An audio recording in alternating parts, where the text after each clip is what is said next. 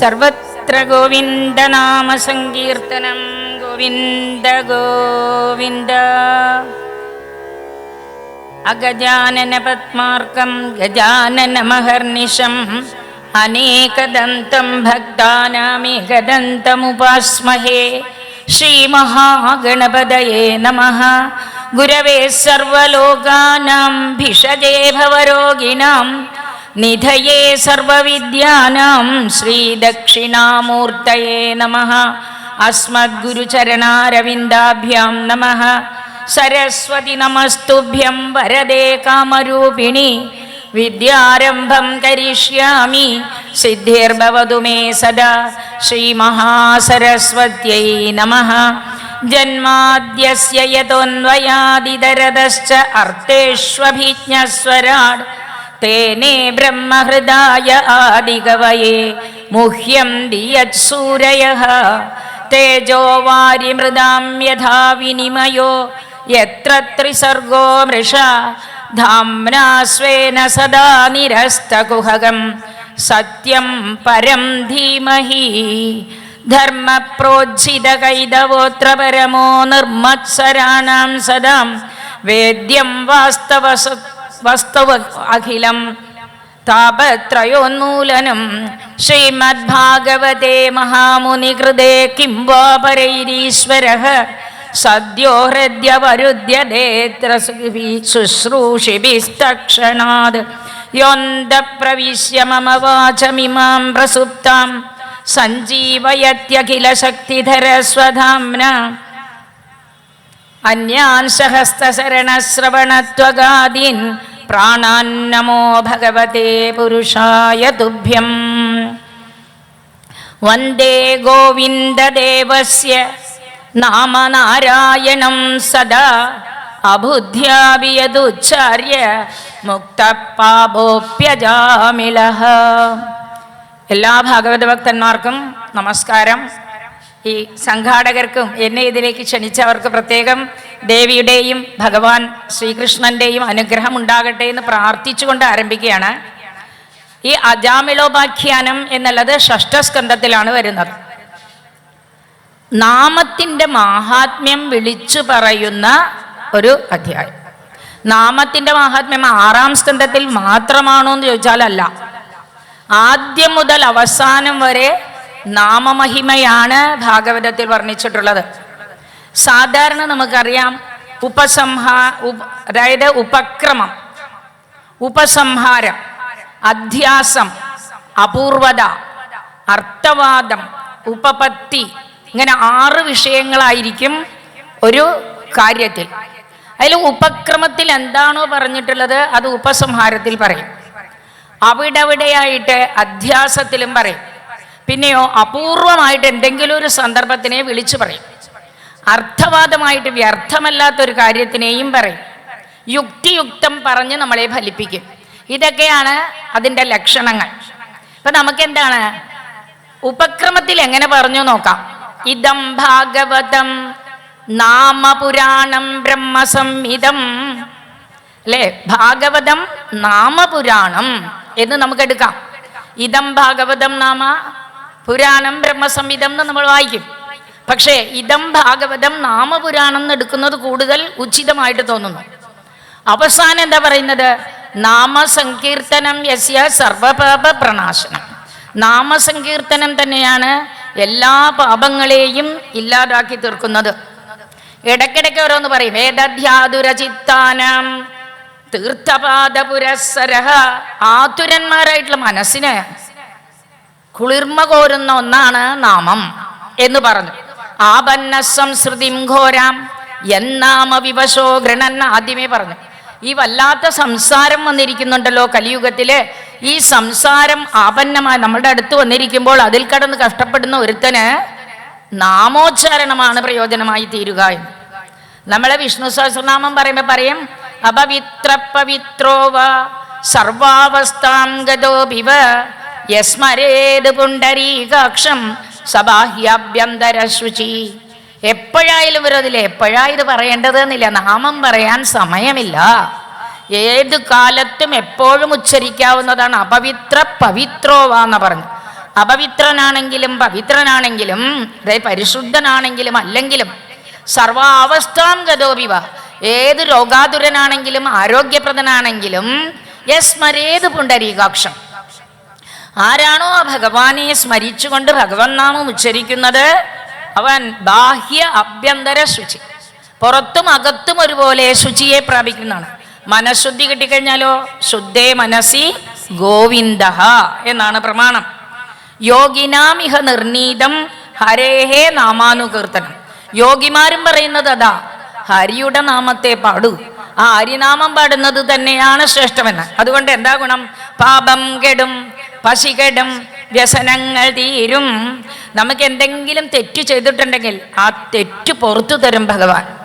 പിന്നെയോ നാമോച്ചാരണം ചെയ്തുകൊണ്ടിരിക്കുമ്പോൾ നമുക്ക് ചുറ്റുമുള്ളതായ വിശപ്പ്, പ്രാണന്റെ സ്വഭാവമായിട്ടുള്ള ദ്വന്ദ്ങ്ങളൊന്നും ബാധിക്കില്ല എന്നാണ് പറയുന്നത്. നമുക്ക് എന്തൊക്കെ ആപത്തുകൾ വരുന്നോ അതൊക്കെ തന്നെ തീർന്നുകൊള്ളും, അല്ലേ? വൃക്ഷച്ചുവട്ടിൽ ചെന്നിട്ടേ നമ്മൾ കൈ കെട്ടി അടിച്ചു നോക്കൂ, വൃക്ഷത്തിലുള്ള കാക്കകളൊക്കെ അങ്ങോട്ട് പറന്നു പോകും.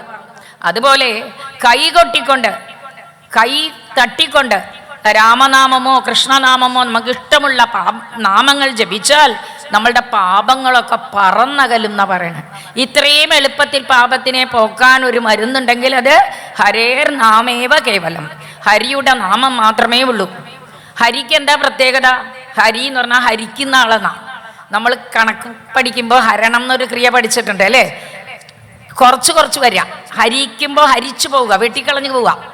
അതിന് ഹരിർ ഹരതി പാപാനി, ഹരി എന്ത് ചെയ്യും? എല്ലാ പാപങ്ങളെയും ഇല്ലാതാക്കി തീർക്കും.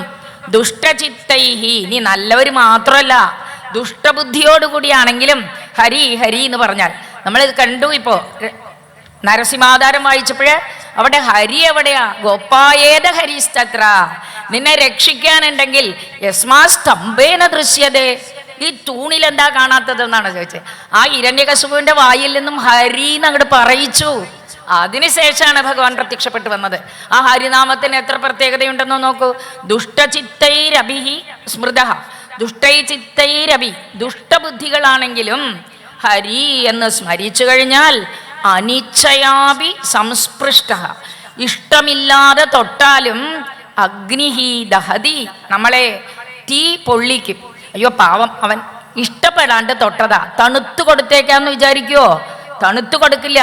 ആ അനലത്തിന്റെ പ്രത്യേകത ഇതാണ്, അഗ്നിയുടെ പ്രത്യേകത അതാ. അതുപോലെ ഹരി എത്ര ദുഷ്ടബുദ്ധിയാണെങ്കിലും തന്നെ വിളിച്ചു കഴിഞ്ഞാൽ അവരുടെ പാപങ്ങൾ മുഴുവൻ നോക്കും. മനസ്സിൽ രാമരാമാന്ന് ജപിക്കുക. ഓരോ രോമകൂപങ്ങളിൽ നിന്നും രാമരാമാന്ന് വരുമത്രേ. ആരുടെ? ഹനുമാന്റെ. ഭഗവാന്റെ ദാസനായ ഹനുമാന്റെ അതിൽ പറയാറുണ്ട് മന്മേം രാം രാം, രോമേം രാം രാം എന്ന്. അങ്ങനെ രാമനാമം എപ്പോഴും തൻ്റെ ശരീരത്തിൽ നിന്നും പുറപ്പെടുവിച്ചു കൊണ്ടിരിക്കുന്ന ഹനുമാൻ ശിംസുഭാ വൃക്ഷത്തിൽ ഇരിക്കുമ്പോഴാണ് സീത വിഷമിച്ച് തൂക്കിട്ട് മരിക്കാമെന്ന് തീരുമാനിച്ചു, അല്ലേ? തൻ്റെ തലമുടിയോണ്ട് തന്നെ വേണീബന്ധനം ചെയ്യാനാണ് പുറപ്പെട്ടത്. ആ സമയത്ത് രാമകഥ അങ്ങോട്ട് പാടി. എപ്പോൾ രാമനാമം കാതിൽ വീണുവോ സീതാദേവി ആ ഉദ്യമം ഉപേക്ഷിച്ചു. അടുത്തത് എന്താണ്? നിറഞ്ഞ സദസ്സിൽ വെച്ച് ദ്രൗപദിയുടെ വസ്ത്രാക്ഷേപം ചെയ്യുകയാണ്. ആരെ? ദുശാസൻ. ബാക്കി എല്ലാവരും ഉണ്ട്. അഗ്രേ കുരുണാമധ പാണ്ഡവാനാം, കൗരവന്മാരുമുണ്ട് പാണ്ഡവന്മാരുമുണ്ട്, അല്ലേ? ആ സമയത്ത് ദുശാസനേനാഹൃത വസ്ത്രകേശ, ദുശാസനൻ അപഹരിച്ചു കൊണ്ട് വന്നിരിക്കുകയാണ്, തലമുടിക്ക് പിടിച്ചു വലിച്ചുകൊണ്ടിരിക്കുകയാണ്, വസ്ത്രം അങ്ങോട്ട് അഴിക്കുകയാണ്, തുകിലൂരാണ്. ആ സമയത്ത് ഗോവിന്ദ ദാമോദര മാധവാന്ന് വിളിച്ചുള്ളൂ. അതിന് ഭഗവാൻ പറയുന്ന ഒരു വാക്ക് എന്താണെന്നറിയോ? ഗോവിന്ദേതി ചുക്രോഷ കൃഷ്ണ മാം ദൂരവാസിനം, ഞാൻ ദ്വാരകയിലിരിക്കുന്ന എന്നെ ഗോവിന്ദ എന്നൊന്നു വിളിച്ചില്ലേ ആ ദ്രൗപദി. അതുകൊണ്ട് പറയാണ് ഋണമേതത് പ്രവൃദ്ധം മേ ഹൃദയാത് നാപസർപ്പതി, എനിക്ക് ആ കുടുംബത്തിനോരോട് കടപ്പാടുണ്ടെന്നാണ്.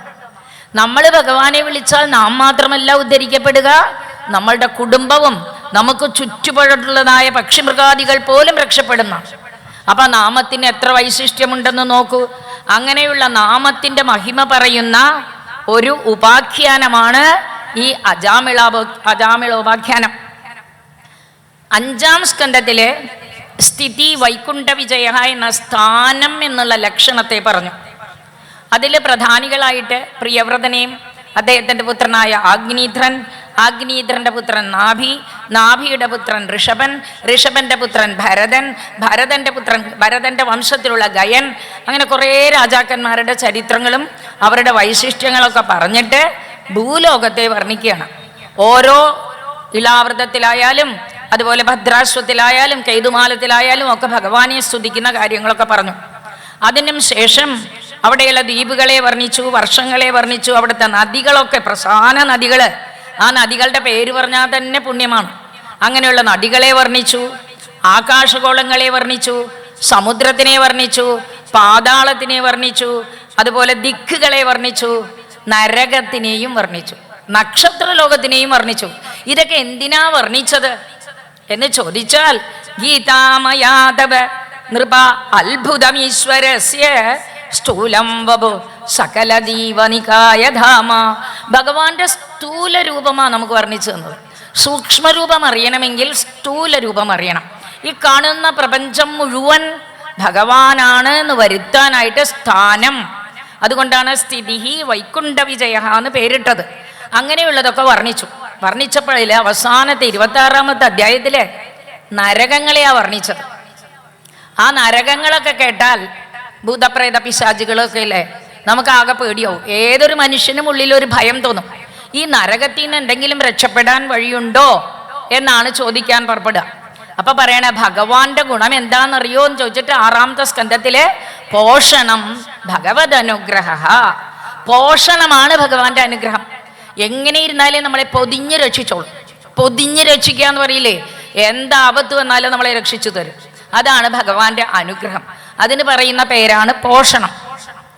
ആ പോഷണത്തിന് പറയണേ, നിങ്ങൾ ഇതൊക്കെ എനിക്ക് പറഞ്ഞു തന്നല്ലോ. ഈ നരകത്തിൽ നിന്നും നാന ഉഗ്ര യാതനാഭിഹി, അതിലുള്ള യാതനകളൊക്കെ കണ്ടാൽ പേടിയാകും അല്ലേ. ആ നരകത്തിൽ എന്തൊക്കെ ചെയ്തു?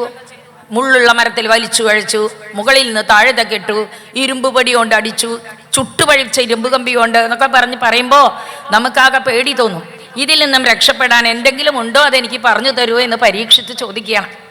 പരീക്ഷത്തിന് നരകഭയമില്ല. കാരണം എന്താ വെച്ചാൽ പരീക്ഷിത്ത് ഭഗവാന്റെ കഥാരസത്തിനെ, അമൃതമായ കഥാരസത്തിനെ ചെവികളോട് കേട്ടിക്കൊണ്ടിരിക്കുക. എന്താ ഭഗവത് കഥയ്ക്കുള്ള പ്രത്യേകത? യക്കർണനാടീം പ്രതിപദ്ധ്യഭൂയോ ഭവപ്രദാം ഗേഹരതിം ചിനത്തി. ആരുടെ കാതിൽ കൂടെ ഈ ഭഗവത് കഥ പ്രവേശിക്കുന്നുവോ പിന്നെ അവർക്ക് സംസാരത്തിൽ വരണ്ട. അപ്പൊ പിന്നെ നരകം പോയിട്ട് ജനനമേ ഇല്ല. അപ്പൊ എന്തൊരു സൗകര്യമുണ്ട്. എന്നാലും എന്തിനാ പരീക്ഷിച്ച് ഇത് ചോദിച്ചത് എന്ന് വെച്ചാൽ, നമ്മളെ പോലുള്ള ജനങ്ങൾക്ക്, കലിയുഗത്തിലെ കഷ്ടപ്പാടുകളിൽ പെട്ടുഴലുന്നവർക്ക് വേണ്ടി അദ്ദേഹം ചോദിച്ചതാണ്. അപ്പൊ പറയാണ്, ഇവിടെ എന്തെങ്കിലും എന്തെങ്കിലും ഒരു അപരാധം ചെയ്തു കഴിഞ്ഞാൽ അതിന് എങ്ങനെയൊക്കെ നമ്മൾ ചെയ്യും? മനസ്സാ വാചാ കർമ്മണ അല്ലേ, കായേന വാചാ മനസ്സ. ശരീരം കൊണ്ടും ചെയ്യും, വാക്കുകൊണ്ടും ചെയ്യും, മനസ്സുകൊണ്ടും പരദ്രോഹം ചെയ്യും. ഹിംസ എന്ന് പറയുന്നത് എങ്ങനെ വേണമെങ്കിലും ചെയ്യാം. അങ്ങനെ വരുമ്പോൾ പ്രയത്യ നരകാനുപേതി, അവൻ മരണപ്പെട്ടു കഴിഞ്ഞാൽ നരകത്തിൽ പോകും. തിരിച്ചും അങ്ങനെയാണ് കേട്ടോ. അറിയാതെ പുണ്യം ചെയ്താലും അവിടെ പോയി അവന് സ്വർഗസുഖം അനുഭവിക്കാം. ഒരു ചെറിയ കഥ പറയാം. അതായത് ഒരു വ്യാപാരിയുണ്ട്. അദ്ദേഹം ടൗണിൽ ചെന്നു, ഒരു 6 കിലോ നെല്ലിക്ക വാങ്ങി. ആ നെല്ലിക്ക വാങ്ങിയിട്ട് തൻ്റെ ചാക്കിൽ കെട്ടിയിട്ട് സൈക്കിളിൻ്റെ പിന്നിൽ വെച്ചു. സൈക്കിൾ പിൻ സീറ്റിൽ വെച്ചു. എവിടെയോ ഒരു കൊമ്പ് കൊണ്ടിരുന്നു, ചെറിയൊരു തുളയുണ്ടായിരുന്നു അതിൽ ഓരോ നെല്ലിക്ക സൈക്കിൾ ചവിട്ടി പോകുമ്പോൾ ഒക്കെ വീഴും. ആ സമയം സ്കൂൾ കിട്ടുന്ന നേരം കുട്ടികൾ നെല്ലിക്ക കണ്ടാൽ പിന്നിൽ ഓടില്ലേ. അവർ ഓരോരുത്തരും ചെന്നു ഓരോ നെല്ലിക്ക എടുത്തു. ഇതൊന്നും ഇദ്ദേഹം അറിഞ്ഞില്ല. സൈക്കിളിൽ എന്തോ മനോരാജ്യം കെട്ടി 6 കിലോ നെല്ലിക്ക വിറ്റ് ഇത്ര കാശുണ്ടാക്കാം എന്നുള്ള മനോരാജ്യത്തിൽ വീട്ടിലെത്തി നോക്കിയപ്പോൾ 1 കിലോ നെല്ലിക്കയേ ഉള്ളൂ. ബാക്കി നെല്ലിക്കൊന്നും ഇല്ല. വേഗം തിരിച്ചു വന്ന് നോക്കിയപ്പോൾ ഒരൊറ്റ നെല്ലിക്ക നിലത്തില്ല. അപ്പോഴാണ് മനസ്സിലായത്. നാട്ടുകാർ പറഞ്ഞു സ്കൂൾ കുട്ടികൾ എടുത്തുകൊണ്ട് പോയി. അപ്പോൾ സ്കൂൾ വിട്ട നേരത്തെ ഇനി നെല്ലിക്ക വാങ്ങരുത് എന്ന് ആദ്യം ഒരു ശബ്ദം ചെയ്തു. അടുത്ത ശബ്ദം എന്താ? ഈ ഒറ്റ സഞ്ചിയിൽ വെക്കാൻ പാടില്ല, 2 സഞ്ചിയിൽ പിടിക്കാം. ആർക്കൊന്നും കൊടുക്കില്ലേ. അങ്ങനെ കുട്ടികളിൽ നിന്ന് രക്ഷപ്പെട്ടു. ആർക്കും ഒന്നും കൊടുക്കാതെ ആ വ്യാപാരി മരണമടഞ്ഞു. മരിച്ചപ്പോൾ നേരെ പോയി. നമ്മളുടെ കാര്യങ്ങൾ മുഴുവനേ യമധർമ്മന് ഒരു കണക്കെഴുത്തുകാരനുണ്ട്. അദ്ദേഹത്തിനെ നമ്മളൊക്കെ ചിത്രഗുപ്തൻ എന്നാ പറയാം. ചിത്രഗുപ്തൻ ഒരു പെൻസിൽ എപ്പോഴും ഇവിടെ ചെവിയിൽ തിരികെ വെച്ചിരിക്കും. അതെടുക്കും, എഴുതും മിനിറ്റിനുള്ളിൽ. നാളെ ആവട്ടെ മറ്റന്നാളാവട്ടെ എന്ന് പറഞ്ഞാൽ ചിത്രഗുപ്തന് മറന്നു പോകാം. പക്ഷെ ചിത്രഗുപ്തൻ മറക്കാൻ സമ്മതിക്കില്ല. അപ്പോ ആ കാര്യങ്ങളൊക്കെ അവിടെ ശരിപ്പെടുത്തും. അങ്ങനെ ആ കാര്യങ്ങൾ എഴുതി വെച്ചതിൽ നല്ല കാര്യം ചെയ്തിട്ടുണ്ടെങ്കിൽ പച്ചമഷിയിൽ എഴുതും, ദോഷമുള്ള കാര്യങ്ങളാണെങ്കിൽ ചുവന്ന മഷിയിൽ എഴുതും. ചിത്രഗുപ്തന്റെ അടുത്ത് വന്നു യമധർമ്മൻ, ഇയാൾ എന്താ ചെയ്തേക്കണം നോക്കിയപ്പോൾ വരിയായിട്ട് ചുവന്ന മഷിയാണ്. അതിൻ്റെ ഇടയിൽ ഒരു പച്ചമഷി ഉണ്ട് കേട്ടോ. വന്ന ഉടനെ എന്ത് ചെയ്തു വെച്ചാൽ ചുട്ടു പഴിപ്പിച്ചൊരു ഇരുമ്പ് കയ്യിൽ കൊടുത്തു. അത് കൊടുത്തപ്പോൾ പൊള്ളണു വരാനിരിക്കണേ ഉള്ളൂ, ഇതിന്റെ പിന്നിൽ തന്നെ വന്നോണ്ടേ ഇരിക്കുന്നു പറഞ്ഞു.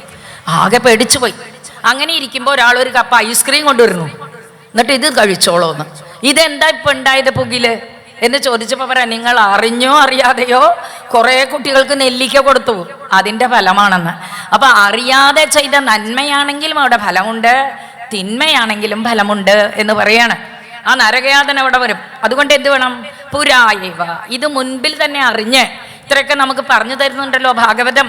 അത് അറിഞ്ഞുകൊണ്ട് തന്നെ നമ്മൾ എന്തു വേണം? പുരൈവാശ്വിക പാപനിഷ്കൃതവും, പാപത്തിന് പരിഹാരം കാണണം. പാപം ചെയ്യാതിരിക്കാൻ പറ്റില്ല. എന്താ കാരണം?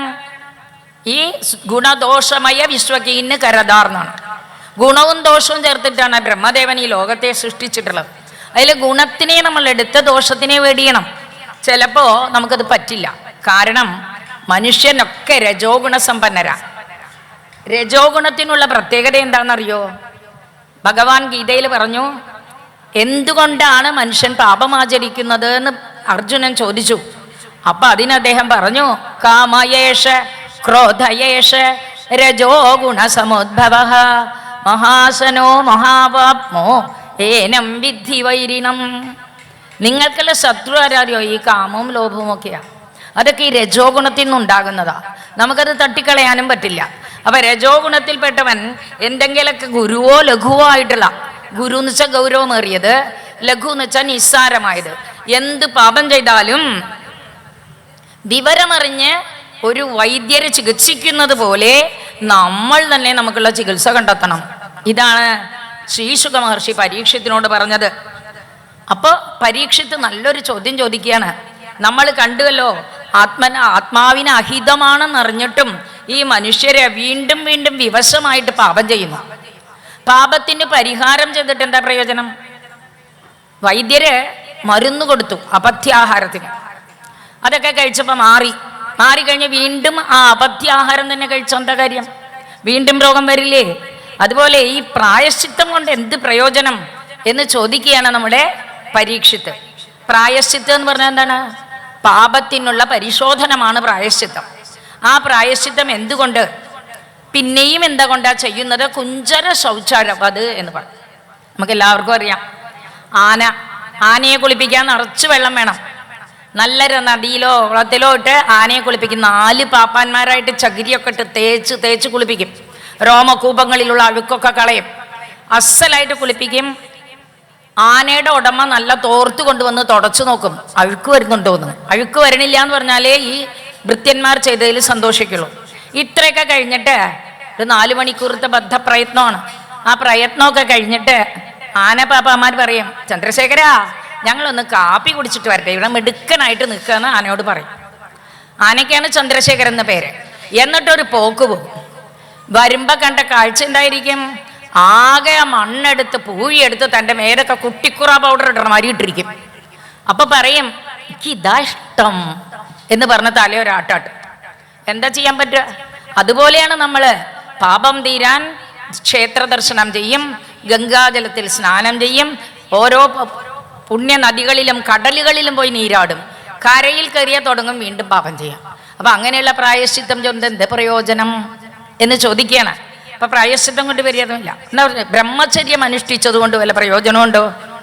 മനസ്സിനെ നിയന്ത്രിച്ചത് കൊണ്ട് എന്തൊരു കാര്യമുണ്ടോ? ഇന്ദ്രിയങ്ങളെ പാട്ടിലാക്കിയത് കൊണ്ട് എന്തെങ്കിലും കാര്യമുണ്ടോ? ത്യാഗം കൊണ്ടോ മൗനം കൊണ്ടോ എന്തെങ്കിലും കൊണ്ട് രക്ഷമുണ്ടോ എന്ന് ചോദിക്കുകയാണ്. പക്ഷേ വേണുഗുൽഭം ഇവാനില്ല. ശരിയാണ്, നല്ല മുളങ്കാടിനെ അഗ്നി എന്നതുപോലെ എരിച്ചൊക്കെ കളയും. പക്ഷേ ശരിക്കും ഇതിനെക്കാട്ടൊക്കെ എളുപ്പമായൊരു വഴിയുണ്ട്. കേവലയാ ഭക്തിയ വാസുദേവപരായണാഃ അഖം ദുന്വന്തി കർഷ്ണേന നിഹാരം ഇവ ഭാസ്കരഃ. ചിലർ കേവല ഭക്തി കൊണ്ട് തൻ്റെ പാപങ്ങളെ മുഴുവൻ അങ്ങോട്ട് മാച്ചു കളയും. ഏതുപോലെ സൂര്യൻ ഉദിച്ചു കഴിഞ്ഞാൽ മഞ്ഞിൻ്റെ ഒരു പാളി പോലും ബാക്കി ഉണ്ടാവില്ല. ആ മൂടൽ മഞ്ഞിനെ മുഴുവൻ സൂര്യൻ എങ്ങനെ അകറ്റുമോ അതുപോലെ ആയിത്തീരും. അപ്പൊ പറയാണ്, സുരാകുംഭം ഇവ പ്രായശ്ചിത്തം ചെയ്തിട്ടൊന്നും പ്രയോജനമില്ല. മദ്യം കൊണ്ടുപോകുന്ന കുടം നല്ല പുണ്യജലം കൊണ്ട് കഴുകിയാലും അതിൽ ആ മദ്യവാസന പോവില്ല. അതുപോലെ നമ്മൾ പ്രായശ്ചിത്തം ചെയ്തതുകൊണ്ട് പാപം ചെയ്യാനുള്ള വാസന നമുക്ക് പോവില്ല. അതിനെന്താ വേണ്ടത് എന്ന് ചോദിച്ചു.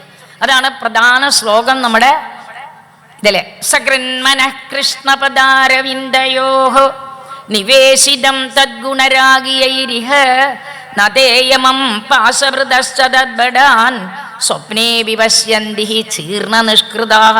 ഒരു പ്രാവശ്യം ആ ഭഗവത് പാദാരവിന്ദത്തിലൊന്ന് മനസ്സുറപ്പിക്കൂ. നിങ്ങൾക്ക് യമനെയോ കയറും പിടിച്ചു വരുന്ന യമദൂതന്മാരെയോ കാണേണ്ടി വരില്ല. കാരണം എന്താ? ചെയ്തതിനൊക്കെ പരിഹാരം ചെയ്തു. അത്ര ഈസിയാണ്. നമ്മളുടെ പാപം പോക്കാനുള്ള ഏസി അതാണ്. അപ്പൊ അത് വ്യക്തമായിട്ട് എന്തൊക്കെ പറഞ്ഞാലും അതിനൊരു തെളിവില്ലെങ്കിൽ ആർക്കും ഇഷ്ടം ഉണ്ടാവില്ല അല്ലേ? അതിന് വേണ്ടിയിട്ട് ഒരു കഥ പറയാം.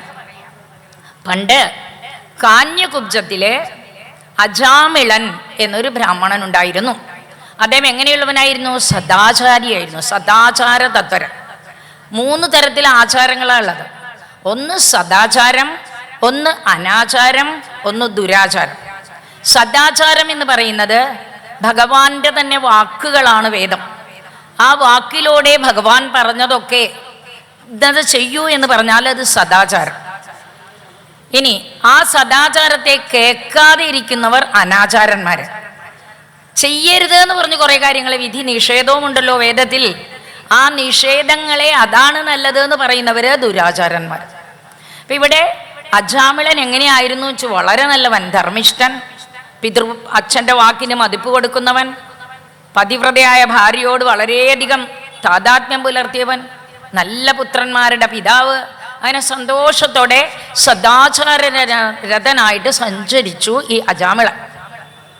പക്ഷേ ഈ രജോ ഗുണമുണ്ടല്ലോ, ഞാൻ പറഞ്ഞു കാമയേഷ ക്രോധയേഷ രജോ ഗുണ സമുദ്ഭവ. ഈ രജോ ഗുണം നമ്മുടെ ഉള്ളില് അടിത്തട്ടിലുണ്ട്. സന്ദർഭം കിട്ടുമ്പോൾ അത് പുറത്തേക്ക് വരും.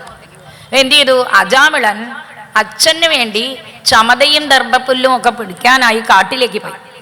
കാട്ടിൽ പോയി പുഷ്പങ്ങളും ചമതയും ദർഭയും ഒക്കെ ശേഖരിച്ചു കൊണ്ട് തിരിച്ചു വരുമ്പോഴാണ് ഒരു വേശ്യാസ്ത്രീ മത്തയായി, മദ്യവും കഴിച്ച് മതമത്തയായി ഒരു ശൂദ്രനോടുകൂടി വിഹരിക്കുന്നത് കണ്ടു. അത് കണ്ടാ നോക്കാണ്ട് വന്നൂടെ? പക്ഷെ മനയേവ മനുഷ്യാണാം അല്ലേ? മനസ്സാണ് മനുഷ്യന് എല്ലാത്തിനും കുഴപ്പം. ഇന്ദ്രിയാണി പ്രവർത്തതേ, ഇന്ദ്രിയങ്ങളെ പ്രവർത്തിപ്പിക്കുന്നത് ഈ മനസ്സാണ്. ആ മനസ്സ് അങ്ങോട്ട് തെറ്റിപ്പോയി. ധർമ്മപഥത്തെ വിട്ട് ദുർമാർഗത്തിലേക്ക് നയിക്കാൻ പുറപ്പെട്ടു.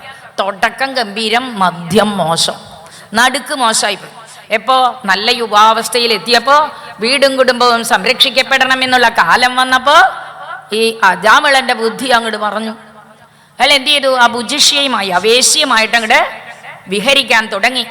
അതോടുകൂടി പതിവ്രതയായ തൻ്റെ ഭാര്യയെയും തനിക്ക് ജന്മം നൽകിയ മാതാപിതാക്കളെയും തൻ്റെ സത്സന്താനങ്ങളെയൊക്കെ മറന്നു എന്ന് മാത്രമല്ല, അവളെ സന്തോഷിപ്പിക്കാൻ വേണ്ടി പിത്രോപാർജിതം ധനം, അച്ഛൻ സമ്പാദിച്ച പണം പോലും ഇതിനു വേണ്ടി ചെലവാക്കി. ആ ചെലവാക്കുമ്പോൾ താൻ ചീത്തയാണ് ചെയ്യുന്നതിനുള്ള ബുദ്ധിയില്ല, ദുരാചാരി ആയതുകൊണ്ടാണ്. അപ്പം എന്ത് ചെയ്തു? അങ്ങനെ കഴിഞ്ഞു. അദ്ദേഹം കുറേ കാലങ്ങൾ കഴിഞ്ഞ് വയസ്സാകുന്നത് വരെ ഉണ്ടായി എന്നാണ്. 88 വയസ്സ് വരെ ജീവിച്ചു എന്നാണ്. ഇതിൻ്റെ ഇടയിൽ അദ്ദേഹത്തിന് ആ ബുജിഷ്യയിൽ, വേശ്യസ്ത്രീയിൽ 10 പുത്രന്മാരുണ്ടായി. അങ്ങനെ ഇരിക്കുന്ന കാലത്ത്, അത് ഭാഗവതത്തിലില്ല, എന്നാൽ ആചാര്യന്മാർ പറയുന്ന ഒരു കാര്യം പറയാം. ഒരു ദിവസം ആ നാട്ടിലേക്ക് ഒരു യോഗീശ്വരൻ വന്നു. ഇതാണ് ഭഗവാന്റെ പോഷണം. ഭഗവാൻ ഒരാളെ അനുഗ്രഹിക്കണം എന്ന് വിചാരിച്ചാൽ അതിനെന്തെങ്കിലും ഒരു സന്ദർഭം ഉണ്ടാക്കി തരും. അപ്പൊ എന്ത് ചെയ്തു? വേഗം തന്നെ ഭഗവാൻ യോഗീശ്വരൻ അവിടെ വന്നു. യോഗീശ്വരൻ വന്നു, ആ നാടൊക്കെ ഒന്ന് നോക്കിയപ്പോഴേ അന്ന് ഇന്നത്തെ പോലെ മൊബൈലൊന്നും ഇല്ലാത്തതുകൊണ്ട് കുട്ടികളൊക്കെ നാൽക്കവലയിൽ ഇരുന്ന് വർത്തമാനം പറഞ്ഞിരിക്കും, വലിയ പഠിത്തവും ഇല്ല. അപ്പൊ അവർക്ക് എന്താ വെച്ചാൽ പുതിയതായിട്ട് വരുന്നവരെ ഒന്ന് ടീസ് ചെയ്യുക ഒരു സന്തോഷമാണ്. അവരൊക്കെ കൂടെ ഈ യോഗി വന്ന് ചോദിച്ചു, ഇവിടെ എവിടെ ഭിക്ഷ എടുത്താലാ നല്ലത്? ദാ ആ വീട്ടിലേക്ക് പൊക്കോളൂ എന്ന് കാണിച്ചു. അത് അജാമിളന്റെ വീടായിരുന്നു. അജാമിളൻ മാംസം കൊണ്ടുവരാനായി കാട്ടിലേക്ക് പോയിരിക്കുന്ന സമയം ഇദ്ദേഹത്തിന് അതൊന്നും അറിയില്ലല്ലോ. നേരെ അജാമിളന്റെ ഗൃഹത്തിലേക്ക് ചെന്നു. അജാമിളന്റെ ഗൃഹത്തിന്റെ മുറ്റത്തെത്തിയപ്പോൾ തന്നെ അദ്ദേഹത്തിന് നെഗറ്റീവ് ഫീൽ ചെയ്തു. പക്ഷെ അദ്ദേഹം എന്ത് ചെയ്തു? സജ്ജനങ്ങളെ പിടിയാ വസന്തകാലം പോലെയാ. അവർ പോകുന്നിടത്തൊക്കെ മണം പരത്തിക്കൊണ്ട് വസന്തകാലം പോകുന്നത് പോലെ സജ്ജനങ്ങൾ പോകുന്നിടത്തൊക്കെ ദയാവായ്പയോടുകൂടി മാത്രമേ പോകൂ. അപ്പൊ അദ്ദേഹം എന്ത് ചെയ്തു? ഏതായാലും ഇവരെ ഒന്ന് അനുഗ്രഹിക്കണമെന്ന് മനസ്സിൽ കരുതി. അപ്പോഴേക്കും ആ സ്ത്രീ വന്ന് പറഞ്ഞു, സജ്ജന സംസർഗം കൊണ്ട് അവളുടെ മനസ്സിലൊരു സന്മതി വന്നു. അപ്പോൾ പറഞ്ഞു, നിങ്ങൾ തെറ്റിപ്പോയല്ലോ ഞങ്ങളുടെ വീട്ടിലേക്ക് വന്നത്. ഞങ്ങൾ വരും ദുരാചാരികളാണ്, മത്സ്യമാംസമൊക്കെ കഴിക്കുന്നവരാ. നിങ്ങൾക്ക് എങ്ങനെ ഞാൻ ഭോജനം തരും? വേണ്ട, എനിക്ക് ഭക്ഷണമൊന്നും വേണ്ട, ഞാൻ കണ്ടതല്ലേ, പോവുകയാണ്. അപ്പൊ തൊട്ടിലിൽ കിടന്ന് കരയുന്ന കുട്ടിയെ കണ്ടു. അപ്പൊ ആ കുട്ടിയെ ഒന്ന് കാണട്ടെ എന്ന് പറഞ്ഞു. അപ്പൊ ആ സ്ത്രീ കുട്ടിയെ കൊണ്ടുവന്ന് കാണിച്ചു കൊടുത്തു. പേരിട്ടുമോ എന്ന് ചോദിച്ചപ്പോൾ എന്താ ക്രിമീന്നാ എന്തോ പേരിട്ടിട്ടുണ്ട്. ഈ ക്രിമിയൊന്നും പേര് പാടില്ല, ഞാൻ നിനക്ക് നല്ല പേര് പറഞ്ഞു തരാം. ഇന്നു മുതൽ ഈ കുട്ടിയെ നാരായണ എന്ന് വിളിക്കൂ എന്ന് അനുഗ്രഹിച്ചു. അവിടെയാണ് അനുഗ്രഹം. പോഷണം ഭഗവത് അനുഗ്രഹ എന്നാണ് ഇതിന്റെ തന്നെ ലക്ഷണം. ഭഗവാൻ അനുഗ്രഹിക്കാൻ ഒരാളെ പറഞ്ഞയച്ചതാ. അപ്പോൾ എന്ത് ചെയ്തു? വളരെ സന്തോഷമായി ആ സ്ത്രീക്ക്. എന്തോ ആ മഹർഷിയെ കണ്ടപ്പോൾ ഒരു ഉള്ളിലൊരു സദ്വിചാരം, നാരായണ എന്ന് പേരിടാമെന്ന് തീരുമാനിച്ചു. അജാമിളൻ തിരിച്ചു വന്നപ്പോൾ ഉണ്ടായ സംഗതികളൊക്കെ പറഞ്ഞു ഈ കുട്ടിക്ക് നാരായണൻ എന്ന് പേര് വെക്കാമെന്ന് അച്ഛനും അമ്മയും കൂടെ നാരായണ എന്ന് വിളിച്ചു.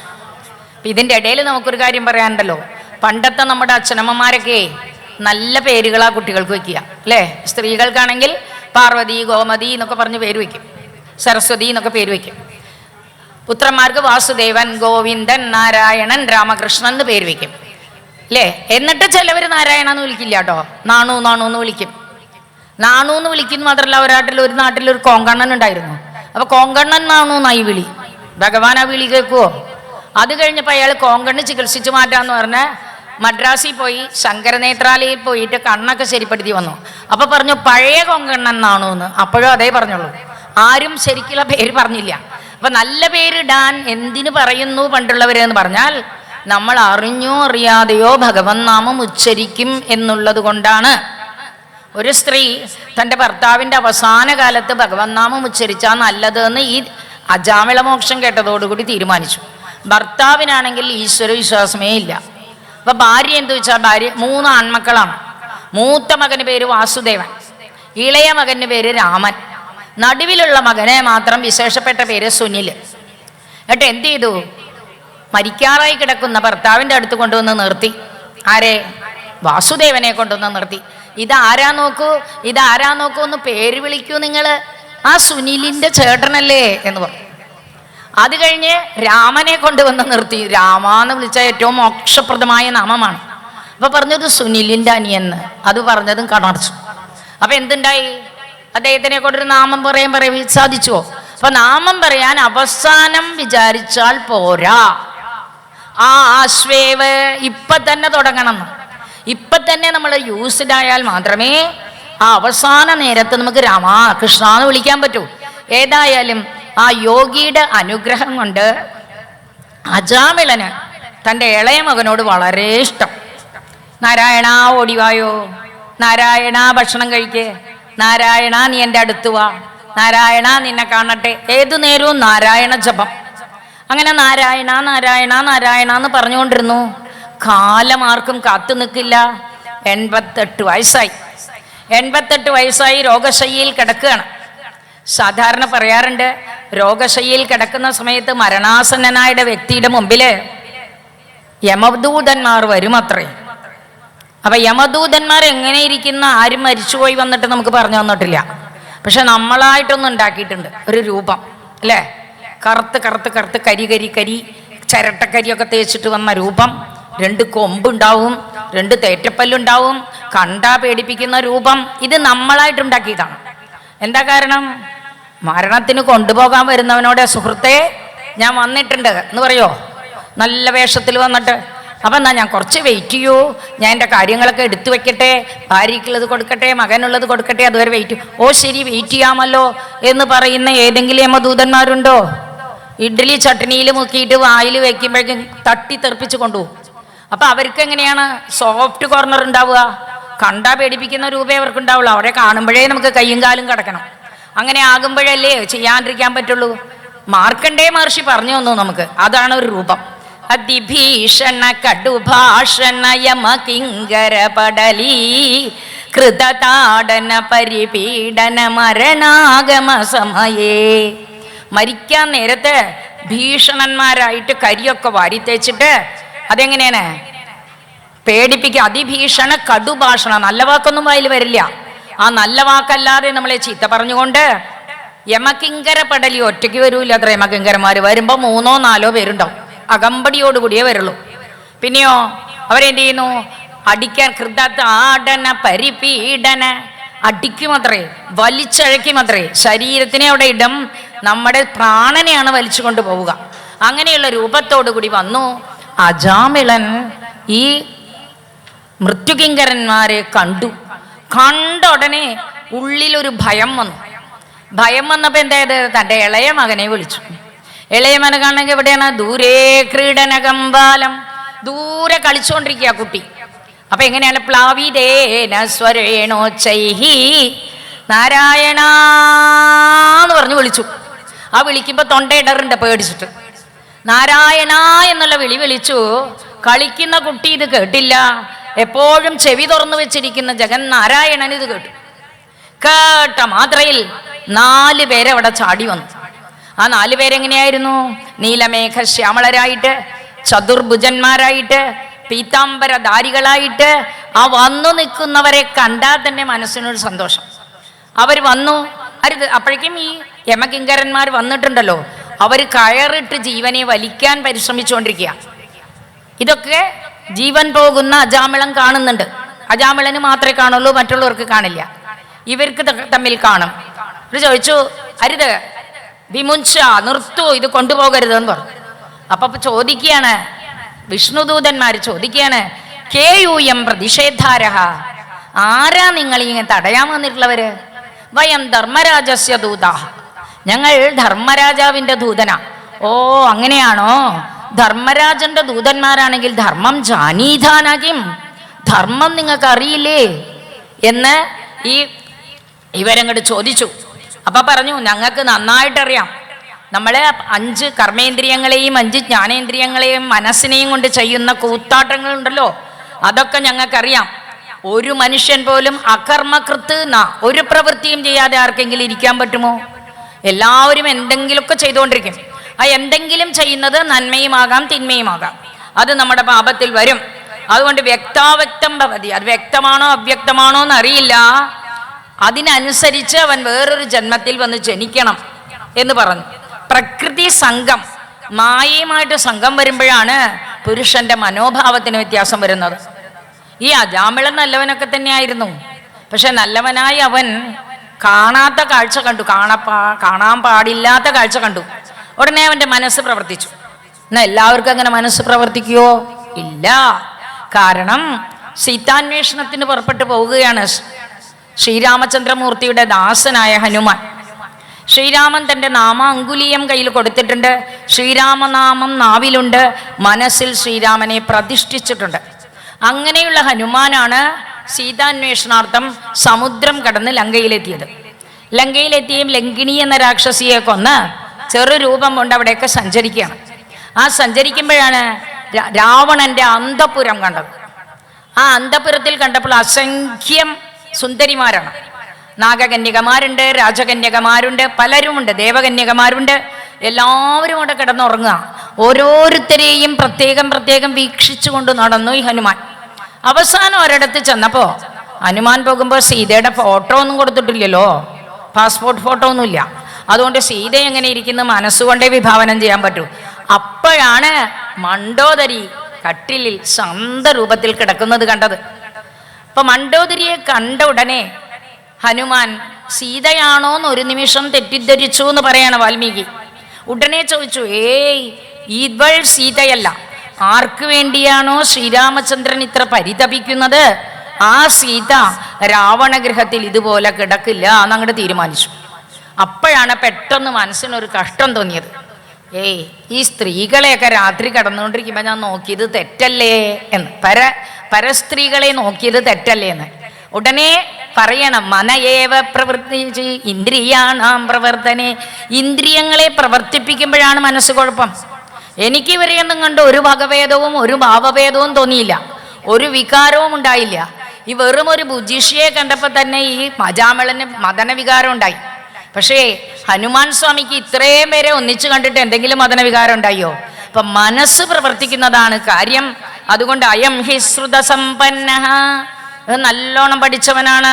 ശീലവൃത്ത ഗുണാലയ, സത്സ്വഭാവമുള്ളവനാണ്. ധൃതവ്രതോ മിതുദ്ധാന്ത, വ്രതമനുഷ്ഠിക്കുന്നവനും നല്ല ഉദാരശീലനുമാണ്, സത്യവാനാണ്, എല്ലാമാണ്. പക്ഷേ കാട്ടിൽ പോയപ്പോൾ കണ്ടത് അവന്റെ മനസ്സിനെ ഇളക്കി മറിക്കിയതായിരുന്നു. അതുകൊണ്ട് സ്തംഭയൻ ആത്മന ആത്മാനം, അതെന്ത് ചെയ്തു? തൻ്റെ മനസ്സ് മദനവേപിതം മനഃ സ്തംഭയിതും ന ശശാകാന്നവർ. മദനവേപിതമായ തൻ്റെ മനസ്സിനെ അടക്കാൻ ഈ അജാമളന് സാധിച്ചില്ല. അതുകൊണ്ട് അവളെ തന്നെ മനസ്സിൽ ധ്യാനിച്ചു, സ്വന്തം ധർമ്മത്തിൽ നിന്നും വിട്ടുനിന്നു. അവളെ സന്തോഷിപ്പിക്കാൻ വേണ്ടി വീട്ടിലുള്ളതൊക്കെ തട്ടിക്കൊണ്ടുവന്നു. അതുകൊണ്ടാണ് എന്ന് പറഞ്ഞു.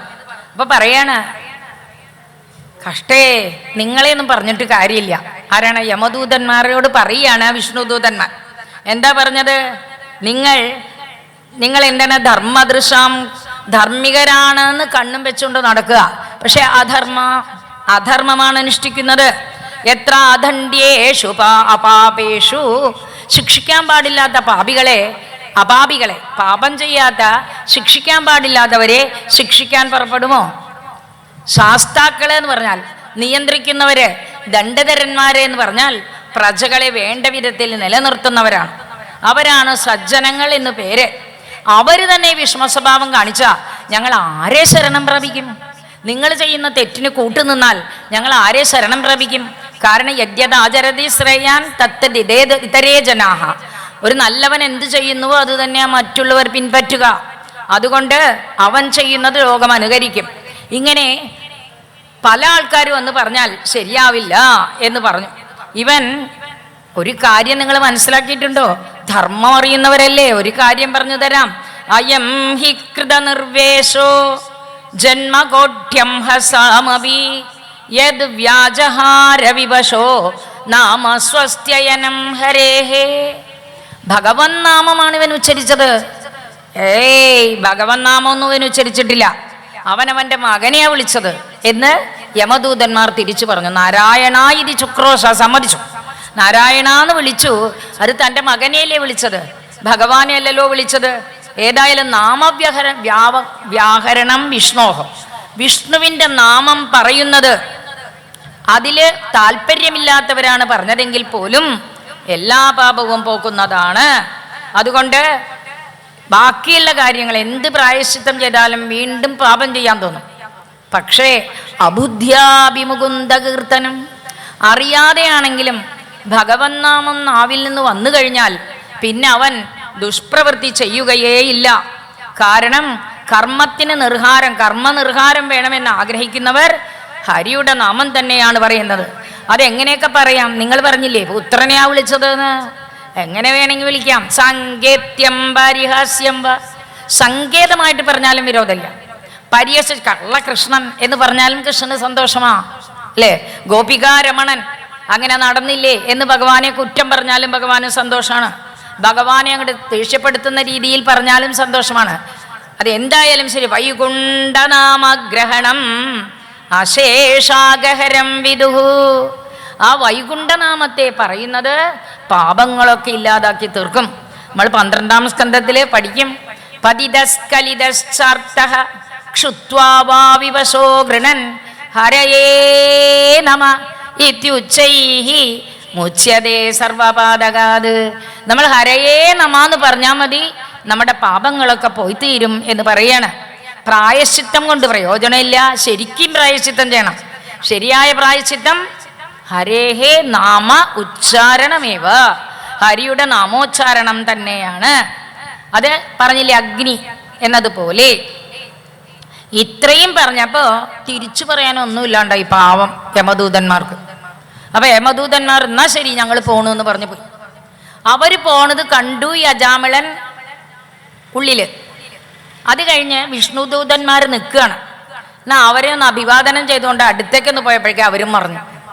അങ്ങനെ രണ്ടു കൂട്ടരും മറിഞ്ഞു കഴിഞ്ഞപ്പോൾ എന്താണ് കഷ്ടം, ഞാനിങ്ങനെ ജീവിച്ചുവല്ലോ, ആത്മാവിനെ അറിയാതെ ഇത്രയും കാലം എൻ്റെ ജീവിതം പാഴാക്കിയല്ലോ. ധിങ്മാം വിഗർഹിതം, ഞാൻ ജീവിച്ചിട്ടെന്ത് കാര്യം, എൻ്റെ ജീവൻ വെറുതെയായി അല്ലേ. ഭഗവൻ നാമം ഉച്ചരിക്കാതെ, ഒരിക്കലെങ്കിലും ഭഗവാന്റെ രൂപത്തെ കണ്ട് നമസ്കരിക്കാതെ ഇരിക്കുന്നവൻ്റെ ജീവിതം വെറും കഷ്ടപ്പാടിനാണെന്ന്. അല്ലെങ്കിൽ അമ്മയ്ക്ക് ജനനീ ദുഃഖഭാഗ്, അമ്മയ്ക്ക് ദുഃഖം കൊടുക്കാൻ, അമ്മയ്ക്ക് ഒരു പ്രസവവേദന ഉണ്ടാക്കാൻ മാത്രം ജനിച്ചതാണെന്നാണ് പറയുന്നത്. അല്ലെങ്കിൽ ആത്മഹത്യ ചെയ്തവനാണെന്നൊക്കെ ഭാഗവതം പറയുന്നു. ഞാൻ വൃദ്ധന്മാരായ അച്ഛനമ്മമാരെയും എൻ്റെ ബന്ധുബാന്ധവന്മാരെയും എല്ലാവരെയും ഞാൻ ഉപേക്ഷിച്ചില്ലേ. നന്ദി കെട്ടവൻ. കൃതജ്ഞത എന്നൊരു വികാരമുണ്ട് അല്ലേ. തനിക്കാരെങ്കിലും ഉപകാരം ചെയ്താൽ അത് നമ്മൾ മറക്കരുത്. നമ്മൾ ആർക്കെങ്കിലും അപകാരം ചെയ്തു എന്ന് വെച്ചാൽ അതും മറക്കരുത്. പക്ഷേ ആരെങ്കിലും നമുക്ക് ഉപദ്രവം ചെയ്താൽ മറന്നു കളയാം. ആരെങ്കിലും നമുക്ക് ഉപകാരം ചെയ്താൽ മാത്രം ഓർക്കുക. ഇതാണ് നിയമം. അങ്ങനെ നമ്മൾ ആർക്കെങ്കിലും ഉപകാരം ചെയ്താൽ മറക്കാം, ആരെങ്കിലും നമുക്ക് ഉപകാരം ചെയ്താൽ മറക്കരുത്. ഞാൻ തീർച്ചയായിട്ടും നരകത്തിൽ തന്നെയാണ് പതിക്കാൻ പോണം അവർ സംസാരിച്ചതെന്ന് എനിക്ക് മനസ്സിലായി എന്ന് അജാമിളൻ മനസ്സുകൊണ്ട് തീരുമാനിച്ചു. ഇത് സ്വപ്നമായിരിക്കണമേ എന്ന് വിചാരിക്കുകയാണ്. ഇതൊരു സ്വപ്നമായിരുന്നെങ്കിലോ, സ്വപ്നം കഴിഞ്ഞ് എണീറ്റ് കഴിഞ്ഞാൽ ഇതൊന്നുമില്ല. സ്വപ്നമായിരിക്കണമേ, അല്ല ഞാൻ കണ്ട അത്ഭുതം സത്യമാണോ എന്നൊക്കെ പറഞ്ഞുകൊണ്ട് കുറേ നേരം ഇപ്പം ഞാൻ കണ്ട് എന്നെ മോചിപ്പിച്ചതായ ആ ചതുർഭുജധാരികളായ പീതാംബരധാരികളായ ആ വിഷ്ണു സ്വരൂപികൾ ഇപ്പൊ എവിടെയാണ്? എന്നാലും ശരി, എനിക്കിന്ന് കണ്ടില്ലേ വിബുധോത്തമ ദർശനീ, ആ ദേവന്മാരെ എനിക്ക് കാണാനിടയായല്ലോ അല്ലേ. ദർശനാത്, സ്പർശനാത്, സംഭാഷണാത് എന്നാണ്. ദർശിക്കുന്നത് കൊണ്ടോ സ്പർശിക്കുന്നത് കൊണ്ടോ തമ്മിൽ സംസാരിക്കുന്നത് കൊണ്ടോ നമുക്ക് പുണ്യമുണ്ടാകും. അതുകൊണ്ട് മംഗളേന, എനിക്ക് മംഗളമുണ്ടാകട്ടെ, എന്ന ആത്മാ സംപ്രസീദതി. എന്തുകൊണ്ടോ മനുഷ്യൻ മനസ്സ് സന്തോഷിക്കുക, ആത്മാ സംപ്രസീദതി. ആത്മാവ് സന്തോഷിക്കണമെങ്കിൽ എന്തു വേണം? നമ്മുടെ ഉള്ളിൽ നമ്മളെ ഭഗവാനെ കാണാൻ സാധിക്കണം. ഞാൻ വലിയൊരു പാപിയാണ്, ബ്രാഹ്മണ്യത്തെ കളഞ്ഞു കുളിച്ചവനാണ്, നാണം കെട്ടവനാണ്. പക്ഷേ ഭഗവൻ നാമ മംഗളം നാരായണ ഇതിയാഹ കേനാന്നാണ് ചോദിക്കുന്നത്. ആ ഭഗവാന്റെ നാമം എനിക്ക് വിളിക്കാൻ സാധിച്ചത് എന്തുകൊണ്ടാ? ഭഗവാൻ അനുഗ്രഹിച്ചത് കൊണ്ടാണ്, ഭഗവാന്റെ പോഷണം കിട്ടിയത് കൊണ്ടാണ്. അവിടെ ഒരു യോഗിയുടെ വേഷത്തിൽ അവിടെ വന്ന ആ കുട്ടിക്ക് പേരിടിയിച്ചത് ഭഗവാനാണ് അല്ലേ. പൂർവജന്മത്തിൽ നമ്മൾ സുകൃതം ചെയ്തിട്ടുണ്ടെങ്കിൽ നമുക്ക് ഭഗവൻ നാമത്തെ വിളിക്കാം. അതുകൊണ്ടാണ് ഗോപികമാർ പറഞ്ഞത് തവ കഥാമൃതം അല്ലേ, അങ്ങയുടെ തപ്ത ജീവനം കവിപിരീഡിതം കൽമഷാപഹം ശ്രവണമംഗളം ശ്രീമദാദം ഭുവി ഗൃണന്തിയേ ഭൂരിതാ ജനാഹ. ഭാഗ്യം ചെയ്തവര്, കഴിഞ്ഞ ജന്മത്തിൽ എന്തെങ്കിലും പുണ്യം ചെയ്തവര്, അവർക്ക് മാത്രമേ ആ ഭഗവൻ നാമം ഉച്ചരിക്കാൻ സാധിക്കൂ. എന്താ കാരണം വെച്ചാൽ എൻ്റെ നാവുകൊണ്ട് നാരായണ എന്നുള്ള 4 അക്ഷരം പറയാൻ സാധിച്ചുവല്ലോ. ഇനി ഞാൻ എന്ത് ചെയ്യും? എൻ്റെ ജീവിതം കൊണ്ട് ആ ഭഗവത് പാദത്തിനെ പൂജിക്കാൻ തന്നെ ശ്രമിക്കും. എന്നെ ഞാൻ തന്നെ തിരുത്താൻ പോവുകയാണെന്ന് മനസ്സുകൊണ്ട് തീരുമാനിച്ചു. അങ്ങനെ അവനവൻ തിരുത്താൻ വിചാരിച്ചാലേ കാര്യമുള്ളൂ. മറ്റുള്ളവർ എത്ര മരം കയറുന്നവനെ എത്ര പൊക്കാൻ സാധിക്കും? നമ്മുടെ കയ്യെത്തുന്നത് വരെയല്ലേ കൂട്ടു നിൽക്കാൻ പറ്റുള്ളൂ. അത് കഴിഞ്ഞാൽ അവൻ ചിലപ്പോൾ താഴ്ത്തു വീഴും. സാമർഥ്യം ഉണ്ടെങ്കിൽ കയറിപ്പോകും. അതേപോലെ അവർക്ക് തോന്നണം. അതുകൊണ്ട് ഈ ബന്ധമുണ്ടല്ലോ, അവിദ്യാ കാമ കർമ്മജം, കാമം കൊണ്ടുണ്ടായതും അജ്ഞാനം കൊണ്ടുണ്ടായതുമായ എൻ്റെ ഈ കർമ്മത്തിനെ ഞാൻ എല്ലാ ജീവജാലങ്ങളോടും മൈത്ര കരുണാത്മവാൻ അദ്വേഷ്ടാ സർവഭൂതാനം, സർവ്വജീവജാലങ്ങളോടും വിദ്വേഷമില്ലാതെ ജീവിക്കാനായിട്ട് എനിക്ക് ശ്രമിക്കണം. ഞാൻ എന്നെ തന്നെ മോചിപ്പിക്കാൻ ശ്രമിക്കും. ഞാനെന്നും എൻ്റേതെന്നുമുള്ളതായ ദേഹാദികളിലുള്ള ഭാവത്തെ ഞാൻ കളയും എന്ന് മനസ്സിൽ വിചാരിച്ചു. അതൊക്കെ തോന്നാൻ കാരണം എന്താ? ക്ഷണസംഗേന സാധുഷു, കുറച്ചു നേരം ആ സജ്ജനങ്ങളുമായിട്ട് സംഘം ഉണ്ടായതാ കാര്യം. അപ്പൊ സജ്ജന സംഘത്തിന് എത്ര മഹിമയുണ്ട് നോക്കൂ. എന്താ സജ്ജന സംഘത്തിന്റെ പ്രത്യേകത? തേ ഗൃണന്തി, അവര് സ്തുതിക്കും അല്ലേ, ഗായന്തി, പാട്ട് പാടും, ഭഗവാന്റെ ലീലകളെ പറയും. അങ്ങനെ നമ്മുടെ ഉള്ളില് ഭഗവാനെ കൊണ്ടിരുത്തും. അതാണ് സജ്ജനത്തിന്റെ പ്രത്യേകത. അതുകൊണ്ട് തന്നെ ഞാൻ മുക്ത സർവാത്മബന്ധന, ഞാൻ എല്ലാ ബന്ധനത്തിൽ നിന്നും മോചിച്ചു എന്ന് വിചാരിച്ചു. ഞാൻ തീർച്ചയായിട്ടും ഭഗവാനിൽ തന്നെ മനസ്സൊച്ച് എന്നെ തന്നെ നിത്യമുക്തനായി തീരാൻ ശ്രമിക്കുകയാണ്. എൻ്റെ ശരീരത്തിനെ ഞാൻ ഗംഗയിലാണ് കളയാൻ പോകുന്നത് എന്നൊക്കെ വിചാരിച്ചു. അതിനുശേഷം ഞാൻ അവസാനം ഭഗവത്പാദത്തെ പോകുമെന്ന്. അപ്പൊ ചുരുക്കത്തിൽ നമുക്ക് പറഞ്ഞു തരാണ്, നാദപരം കർമ്മ നിബദ്ധ കൃന്ധനം മുമുക്ഷതാം തീർത്ഥപദാനുകീർത്തനാത് നയത് പുനഃകർമ്മ സുസജ്ജതേ മനോ രജസ്തമോഭ്യാം കലിലം തദോന്യഥ. കർമ്മ നിബന്ധനം, കർമ്മങ്ങളുടേതായ കെട്ട് പൊട്ടിക്കാൻ ഈ ഭഗവാന്റെ തീർത്ഥപദന്റെ, ഭഗവാന്റെ പാദത്തിൽ നിന്നാണല്ലോ ഗംഗയുണ്ടായത്, അതുകൊണ്ട് ഭഗവാന് തീർത്ഥപാദം എന്ന് പേരാണ്.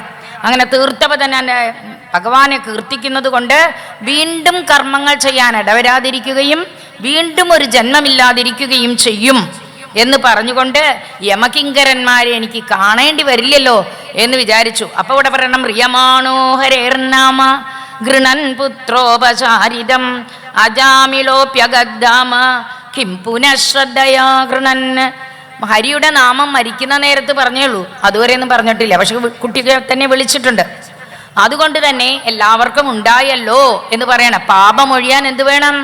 നാമം പറഞ്ഞതുകൊണ്ട് മാത്രമായില്ല, നാരായണ എന്ന് പറഞ്ഞതുകൊണ്ട് അജാമിളന് മുക്തി കിട്ടിയില്ല. അജാമിളൻ തത്വചിന്തനം ചെയ്തു, മനസ്സിൽ അതിനെ വീണ്ടും വീണ്ടും മനനം ചെയ്തു.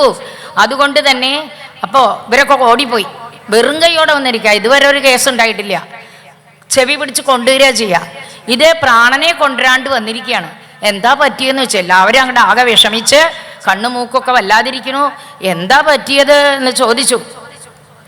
അപ്പൊ ചോദിക്കുകയാണ്, എന്താണ് ഞങ്ങളൊക്കെ അറിഞ്ഞത് യമനാണ് ദണ്ഡനാധികാരി എന്നാണല്ലോ, അങ്ങാണ് ശാസ്താവാണെന്നല്ലേ എല്ലാവരും പറയുന്നത്. സൂപ്പർ അല്ലേ, ഇതിൽ ഏറ്റവും വലിയതായ പൊസിഷൻ നിങ്ങൾക്കാണെന്ന് കേട്ടു. പക്ഷെ ഞങ്ങളവിടെ പോയത് ഉണ്ടായത് പറയട്ടെ. പറയൂ പറയൂ എന്ന് പറഞ്ഞു അദ്ദേഹം. അപ്പൊ പറഞ്ഞു, എത്ര ശാസ്താക്കൾ ഉണ്ട് എന്ന് പറയൂ, എത്ര പേരുണ്ട് നിങ്ങളെ പോലുള്ള എന്താണ് ഫസ്റ്റ് ഗ്രേഡ് ഓഫീസർമാർ എത്ര പേരുണ്ട്? ത്രൈവിധ്യം കുർമത കർമ്മ ഫലാഭിവ്യക്തം. 3 പേര് 3 തരത്തില് ശിക്ഷ വിധിച്ചാൽ ശരിയായിട്ടുള്ളവന് ശിക്ഷ കിട്ടുമോ? ഒരേ പോസ്റ്റിലുള്ള 4 പേര് ഇരിക്കുക, 4 പേരും ശിക്ഷ വിധിക്കുക. ചിലവർക്ക് മാത്രം ശിക്ഷ കിട്ടുക, ചിലവർക്ക് കിട്ടാതിരിക്കുക. ഇതെങ്ങനെ ശരിയാകും? അതുകൊണ്ട് അങ്ങ് തന്നെയാണ് ശാസ്താവ് എന്ന് വിചാരിച്ചു എന്ന് പറഞ്ഞു. അപ്പൊ അദ്ദേഹം പറഞ്ഞു, ഇപ്പൊ ഇതൊക്കെ പറയാൻ എന്താ ഉണ്ടായത്? അതേ, ഞങ്ങളെ ആ ജാമിളന്റെ ശരീരത്തിനെ അവിടെ ഇട്ടിട്ടേ പ്രാണനെ വലിക്കുന്ന സമയത്ത് 4 പേര് വന്നു. എന്നിട്ട് എന്ന് ചോദിച്ചു. ആരെ? യമധർമ്മൻ. ആ 4 പേര് എങ്ങനെ ഉണ്ടായിരുന്നു എന്നറിയോ? മഞ്ഞപ്പട്ടുടുത്തവരായിരുന്നു എന്ന് പറഞ്ഞു. മഞ്ഞപ്പട്ടുടുത്തിരുന്നു. അത് കഴിഞ്ഞ് കുറച്ച് കഴിഞ്ഞ് പറഞ്ഞു ചതുർഭുജധാരികളായിരുന്നു. എന്നിട്ട് പിന്നെയും ആ ജിജ്ഞാസ കൊണ്ട് ചോദിക്കണം. അപ്പൊ അവര് കണ്ടാൽ സാക്ഷാൽ ഭഗവാന്റെ രൂപം. ചാദിച്ചോ ഭഗവാനെ എന്ന് പറഞ്ഞു. എന്നിട്ട് പറഞ്ഞു, എന്നേക്കാളും വലിയവൻ ഇല്ലെന്ന് ഞാൻ വിചാരിച്ചില്ലേ, പക്ഷെ ഭഗവാനേക്കാളും വലിയ യോധം പ്രോധം. ഈ ലോകത്തിൽ ഊടും പാവും പോലെയാ ഭഗവാൻ. ഭഗവാനാണ് സർവവും. യദംശദോസ്യോ, അദ്ദേഹത്തിന്റെ ഒരു ചെറിയൊരു പങ്കാണ് ഞങ്ങൾ അദ്ദേഹത്തിന്റെ ആജ്ഞ അനുകരിക്കുന്നവരാണ്. ഞാൻ മാത്രല്ല, ഞാനും മഹേന്ദ്രനും നിർഹൃതിയും പ്രചേതസ്സും എന്ന് പറഞ്ഞ് കുറേ പേരുടെ പേരുകൾ പറഞ്ഞു. ഇവിടെയുള്ളതായ എല്ലാ വിശ്വസൃഷ്ടിക്കാരും എല്ലാവരും ഏതുപോലെ എന്ന് പറയാ, ഭഗവാന്റെ വാക്കിനനുസരിച്ച് പ്രവർത്തിക്കുന്നവരാണ് ഞങ്ങൾ. അതുകൊണ്ട് ആ ഭഗവാന്റെ മായാധിപതിയുടെ മാഹാത്മ്യം, ആ ഭഗവാന്റെ നാമമാഹാത്മ്യം അറിയുന്നവര് ആരുമില്ല. ആ ഭഗവാന്റെ രൂപം കാണാനേ പ്രയാസമാണ്. ഈ ധർമ്മം, ഞാനിപ്പോ ധർമ്മരാജാവ് എന്ന് പറഞ്ഞു നടക്കണില്ലേ, ഈ ധർമ്മം രചിച്ചത് ആരാന്നറിയോ? ആ ഭഗവാനാണ്. ഭഗവാന്റെ വാക്കുകൾ തന്നെയാണ് വേദമായി മാറിയത്. ഭഗവാൻ ആ വേദമാകുന്ന തന്തുക്കളാൽ വർണ്ണാശ്രമാചാരങ്ങളാകുന്ന കുടുക്കിലിട്ട് നമ്മളെയൊക്കെ നിയന്ത്രിച്ചുകൊണ്ടിരിക്കുകയാണ്. അതുകൊണ്ട് മനുഷ്യന്മാരായാലും വിദ്യാധരന്മാരായാലും ചാരണന്മാരായാലും ശരി. പിന്നെ 12 പേർക്ക് അറിയാട്ടോ ഭഗവാന്റെ മഹത്വം എന്ന് യമധർമ്മൻ പറഞ്ഞു കൊടുത്തു. ആരാ 12 പേര്? ഒന്ന് സ്വയംഭൂ ബ്രഹ്മദേവൻ, ഭഗവാന്റെ നാഭീകമലത്തിൽ നിന്നും വന്നതായ ബ്രഹ്മദേവന് ഭഗവാനെ അറിയാം. രണ്ടാമത് നാരദൻ, ആ നാരദൻ എപ്പോഴും ഭഗവൻ നാമം കീർത്തിച്ചുകൊണ്ട് നടക്കുന്നു, ഭഗവാനെ അറിയാം. പിന്നെ ശംഭു, വൈഷ്ണവാനാമഹം ശംഭു എന്നാ ഭഗവാൻ പറഞ്ഞിട്ടുള്ളത്. വിഷ്ണു ഭക്തന്മാരിൽ വെച്ച് ഏറ്റവും ശ്രേഷ്ഠനാണ് പരമശിവൻ. അതുകൊണ്ടാണ് അദ്ദേഹം രുദ്രഗീതം ഉപദേശിച്ചത് പ്രജേതസ്സുകൾക്ക്. കുമാരഹ സനത്കുമാരൻ, കപിലഹ കപിലവാസുദേവൻ, മനുഹു സ്വയംഭുവ മനു, പ്രഹ്ലാദോ പ്രഹ്ലാദൻ അറിയാന്ന് ഇപ്പൊ തന്നെ പാരായണം ചെയ്തില്ലേ. പ്രഹ്ലാദൻ എന്താണ്? എവിടെയും ഗോവിന്ദ പരിരംഭിത, ഗോവിന്ദനാൽ ആലിംഗനം ചെയ്യപ്പെട്ടവനാ. എവിടെ നോക്കുമ്പോഴേക്ക് സർവത്ര തദീക്ഷണം, എവിടെയായാലും ഭഗവാനെ മാത്രമേ കാണുള്ളൂ പ്രഹ്ലാദൻ. അങ്ങനെയുള്ള പ്രഹ്ലാദൻ. അടുത്തത് ജനക മഹാരാജാവ്, പിന്നെ ഭീഷ്മൻ, അത് കഴിഞ്ഞാൽ മഹാബലി, വ്യാസപുത്രനായ ശുകദേവൻ, നാം എന്ന് പറഞ്ഞു. ഞാനും കൂടി ഉണ്ട് കേട്ടോ അതിൽ നിന്ന്. യമധർമ്മൻ പറഞ്ഞു, ദ്വാദശേ ദേവി ജാനീമോ, ഈ 12 പേർക്ക് ഭഗവാന്റെ നാമമഹത്വം അറിയുള്ളൂ. ഈ ലോകത്തിൽ എന്താണ്? ഭക്തിയോഗോ ഭഗവതി തന്നാമഗ്രഹണാദിഭിഹി, ഭഗവാന്റെ നാമങ്ങൾ ഗ്രഹിച്ച് ഉണ്ടാകുന്ന ഭക്തി ഉണ്ടല്ലോ, അതാണ് ലോകത്തിൽ ഏറ്റവും ശ്രേഷ്ഠം. ചുരുക്കം അജാമിളോബി, അജാമിളൻ എങ്ങനെയാ? അജാ എന്ന് പറഞ്ഞാൽ മായയാണ്. മായയുമായിട്ട് ചേർന്നു തൻ്റെതായ പ്രകൃതം കളഞ്ഞു. അങ്ങനെയുള്ള അജാമിളോബി എന്ത് ചെയ്തു? ഏനൈവ മൃത്യുപാശാദമുച്യത്, ഈ നാമം പറഞ്ഞ് മരണപാശത്തിൽ നിന്ന് രക്ഷപ്പെട്ടില്ലേ. അതുകൊണ്ട് നിങ്ങളൊക്കെ ഒരു കാര്യം ചെയ്തു. ഏവം വിമൃശ്യ സുധിയോ, നമുക്കൊക്കെ പറയാം. എല്ലാവരും ബുദ്ധിയുള്ളവരാണോ നിങ്ങള്? എന്നാൽ നല്ലോണം മനസ്സിൽ വിചാരിച്ചു, സർവാത്മനാ വിദദേ ഖലു ഭാവയോഗം. വെറുതെ നാമം ജപിച്ച കാര്യമില്ല, ഭാവത്തോടെ പറയണം. ഭഗവാനിൽ അങ്ങോട്ട് ലയിക്കുന്ന രീതിയിൽ, ഭക്തി ഒഴുകുന്ന തരത്തിൽ ആ ഭഗവാന്റെ നാമം ജപിക്കണം. അങ്ങനെയുള്ളവർക്ക് എൻ്റെ ദണ്ഡത്തിൻ്റെ അർഹത ഉണ്ടാവില്ല. യമധർമ്മൻ അവിടെ വരില്ല. അവർക്ക് എത്ര കഴിഞ്ഞാലും ഭഗവാന്റെ ഗുണഗണങ്ങളെ പാടുന്നത് കൊണ്ട് പാതകം സ്പർശിക്കില്ല. അപ്പോൾ അവരെ കൊണ്ടുവരരുത് ഇങ്ങട്. നമുക്കൊന്നും അവിടേക്ക് പോകാനല്ല. വിഷ്ണു ഭക്തന്മാരാണെങ്കിൽ നോക്കണ്ട, തിരിച്ചു പൊക്കോളൂ എന്ന് പറഞ്ഞു. യമദൂതന്മാരോട് സങ്കല്പിച്ചു, എന്നാൽ പിന്നെ ഞങ്ങൾക്കൊരു പണിയുമില്ലേ, ഞങ്ങളിതിന് കൈകെട്ടിയിരിക്കുക, എല്ലാവരും അവസാനം നാരായണ വിളിച്ചാൽ മതിയല്ലോ. അങ്ങനെ വിളിക്കാൻ അവർക്ക് പറ്റില്ലല്ലോ, ഭഗവത് അനുഗ്രഹം വേണമല്ലോ. അതുകൊണ്ട് ആരെ കൊണ്ടുവരാം? ജിഹ്വാനഭക്തി ഭവദ്ഗുണനാമധേയം, നാവുകൊണ്ട് ഭഗവാന്റെ ഗുണഗണങ്ങൾ പറയാത്തവൻ ആരാണെങ്കിലും അവൻ്റെ ചെവിക്ക് പിടിച്ചുകൊണ്ട് കൊണ്ടുവന്നോളും എന്ന് യമധർമ്മൻ പറഞ്ഞു. ഛേദശ്ചന സ്മരതി ചരണാരവിന്ദം, മനസ്സുകൊണ്ട് ഭഗവത്പാദത്തെ സ്മരിക്കാത്തവരെയും കൊണ്ടുവരും. സ്വാനാമഹോ നവിദുഷാം കൃഷ്ണായ നോ നമതിയച്ചിര ഏകദാബി, കൃഷ്ണായ നമഃ എന്ന് പറഞ്ഞ് ഒരിക്കലെങ്കിൽ നമസ്കരിക്കാത്തവനെ കൊണ്ടുവരൂ. അവര് കൃത വിഷ്ണു കൃത്യാൻ, ഭഗവാന് കണ്ണുണ്ടായാൽ പോരാ, ഭഗവാനെ കാണണ്ടേ. കണ്ണെന്തിനാ കണ്ണ എന്ന് നമ്മൾ പാടുന്നുണ്ട്. ആ കണ്ണെന്തിനാ തന്നിരിക്കുന്നത്? ഭഗവാന്റെ രൂപം കാണാൻ. കൈ എന്തിനാ തന്നിരിക്കുന്നത്? ഭഗവാനുള്ള പൂജാ സത്കർമ്മങ്ങൾ, നിർമ്മാല്യമൊക്കെ തുടച്ച് അതൊക്കെ ചെയ്യാൻ. എന്തിനാ കാല് തന്നിരിക്കുന്നത്? ഭഗവാന്റെ ക്ഷേത്രങ്ങളെ പ്രദക്ഷിണം വയ്ക്കാൻ. എന്തിനാ കാതുകൾ തന്നിരിക്കുന്നത്? ഭഗവത് കഥകൾ കേൾക്കാൻ. എന്തിനാ ഈ നാവ് തന്നത്? ഒന്നുണ്ണാൻ, മറ്റത് ഭഗവത് നാമം പറയാൻ, അല്ലേ? നാരായണ എന്നെപ്പോഴും ജപിക്കണം എന്ന് നമ്മളെ പറയാണ്. അതുകൊണ്ട് ഈ ഞങ്ങളുടെ യജമാനനായ ആ യമധർമ്മൻ ഇത്രയും പറഞ്ഞപ്പോ നമ്മുടെ കിങ്കരന്മാർക്ക് ഒരു സമാധാനക്കേടായി. അപ്പൊ അവർ വിചാരിച്ചു, ഓ ഇത്രത്തോളം മഹാത്മ്യമുള്ളതാണോ ഹരിയുടെ നാമം? അപ്പൊ പറയാം, അത് നിങ്ങൾ അറിഞ്ഞില്ലേ?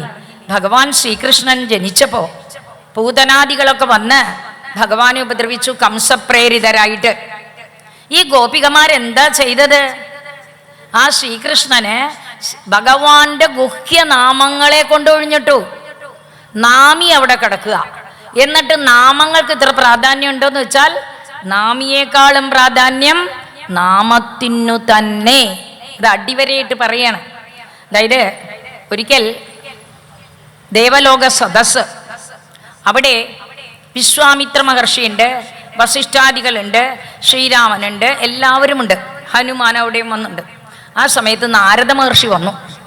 നാരദ മഹർഷി വന്നിട്ട് പറഞ്ഞു, ഹനുമാൻ എല്ലാവരെയും നമസ്കരിച്ചോളൂ.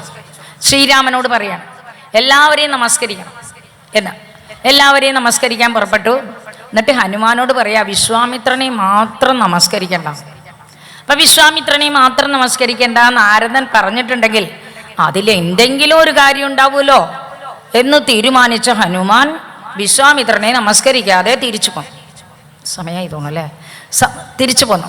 തിരിച്ചു പോന്ന സമയത്ത് ആ ഭഗവാൻ എന്ത് ചെയ്തു വെച്ചാല് അടുത്ത വൈകുന്നേരം ആകുമ്പോഴേക്കും ആ ഹനുമാന്റെ തല കൊയ്തു കൊണ്ടുവരണം എന്നാ വിശ്വാമിത്രൻ പറഞ്ഞത്. ഉടനെ വിശ്വാമിത്രൻ അതിന് തയ്യാറായിട്ട് നിന്ന സമയത്ത് ഹനുമാനോട് പോയി പറഞ്ഞു നാരദൻ രാമനാമം ജപിച്ചുകൊണ്ട് നിൽക്കാൻ. ഹനുമാൻ രാമനാമം ജപിച്ചുകൊണ്ട് അവിടെ നിന്നു. ഹനുമാനെ ഒന്നും ചെയ്യാൻ സാധിച്ചില്ല. വൈകുന്നേരമായ 6 മണിക്ക് മുമ്പ് തല വെക്കണം എന്നാ പറഞ്ഞേക്കണേ. തല വെട്ടിക്കൊണ്ടുവരാൻ പോയിട്ട് ഹനുമാന്റെ ശരീരത്തിൽ ഒരു അമ്പയിപ്പിക്കാൻ പോലും സാധിച്ചില്ല. ഉടനെ വിശ്വാമിത്രൻ അവിടേക്ക് കയറി വന്ന് പറഞ്ഞു, നാമിയേക്കാളും പ്രധാനം നാമമാണെന്ന് കേട്ടില്ലേ? അങ്ങ് വിചാരിച്ചാൽ പറ്റാത്തത് നാമം കൊണ്ട് നേടിയ.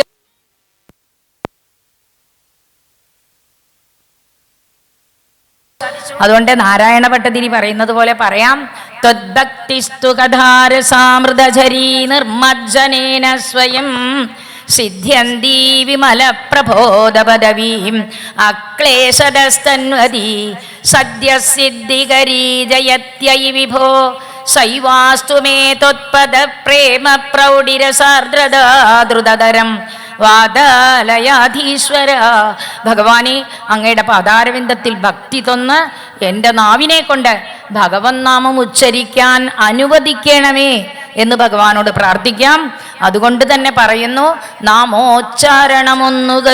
ഒന്നുകൊണ്ടു ഗതി വന്നു ദാസീപതി, നാമോച്ചാരണമൊന്നുകൊണ്ടു മുനിയായി വാൽമീകി പണ്ടേതുലോം, നാമോച്ചാരണമൊന്നു തന്നെ മതിയെന്നോതൊന്നു വേദാന്തവും, നാമോച്ചാരണമെന്നതെങ്കിലരുളീടാനന്ദബോധോനിതേ കായേന വാചാ മനസേന്ദ്രിയേർവാ ബുദ്ധ്യാത്മനാ വാ പ്രകൃതേ സ്വഭാവാത് കരോമി യദ്യത് സകലം പരസ്മൈ നാരായണായേതി സമർപ്പയാമി.